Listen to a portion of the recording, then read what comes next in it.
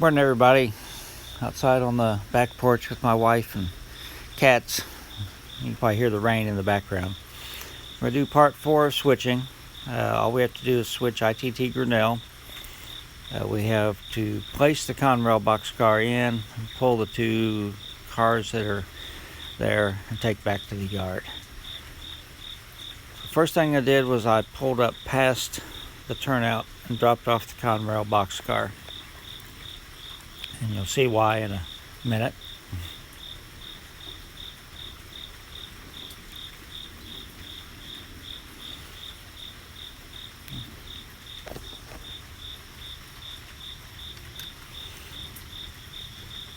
Now we're going to go pull the car from Miller Distribution, which we'll have to respot.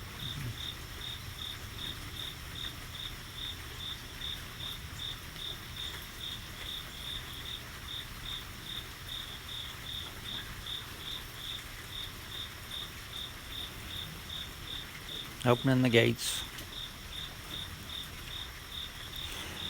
Instead of going ahead and pulling the cars from ITT Grinnell, we're going to go ahead and spot the boxcar from Miller, couple it to the Conrail car, and that way they're in the right position when we push them back into the siding.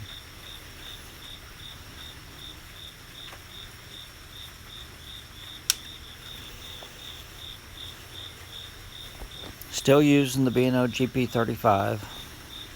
It ran very well. Remember I had a little problem with the front coupler I showed you in the last video.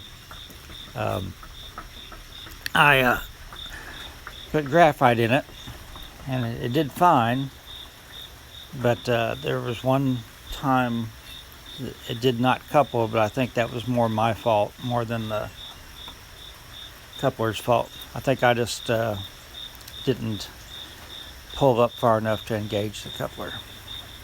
You'll see that. That's when I pull the cars from Miller Distribution, or ITT Grinnell, sorry.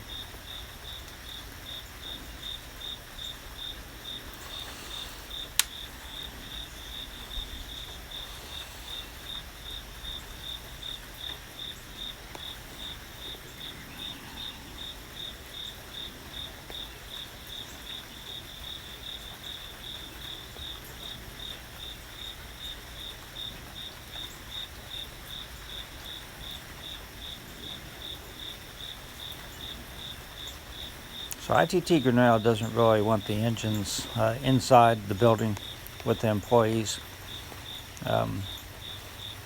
So since I had to pull both cars, it was not a problem.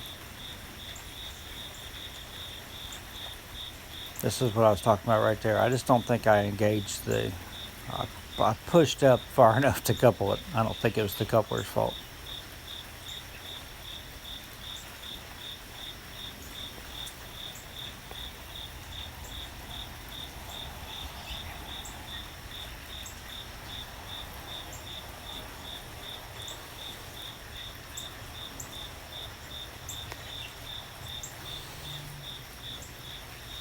Hopefully I'll get the charger for the gimbal today.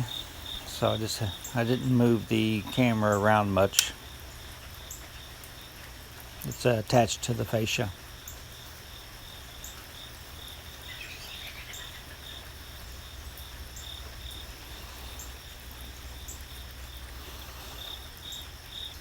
So now I can couple back onto the 2 cars that's going back onto the spur. And I can push the Conrail car all the way into spot 2 without getting the engine into the building. And then just have to back up and place the boxcar back at Miller, and we're done.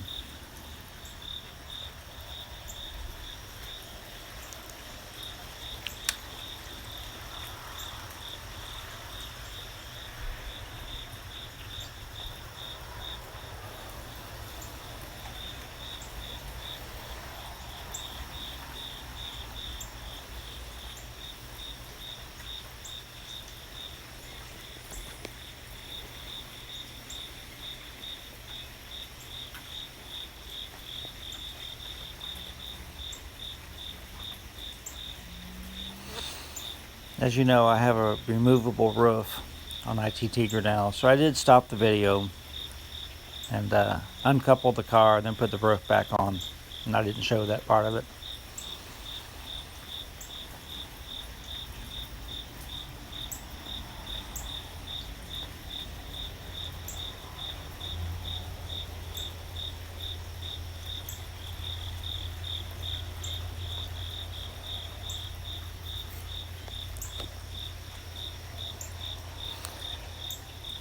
So we've got the boxcar spotted and close the gates.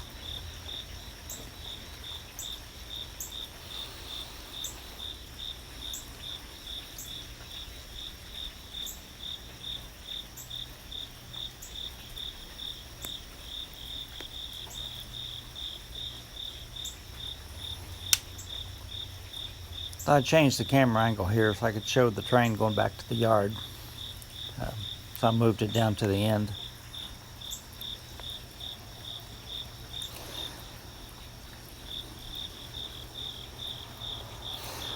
So I have to pull up, past the crossover and then back down onto the train, and then we can head back east to the yard.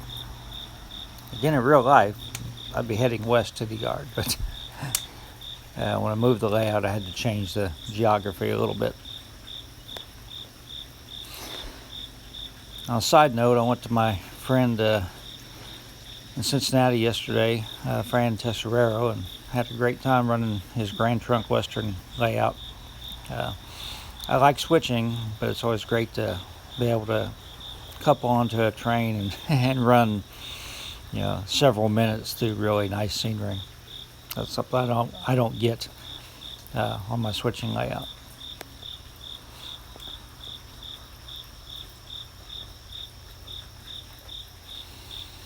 Okay, the train's back together.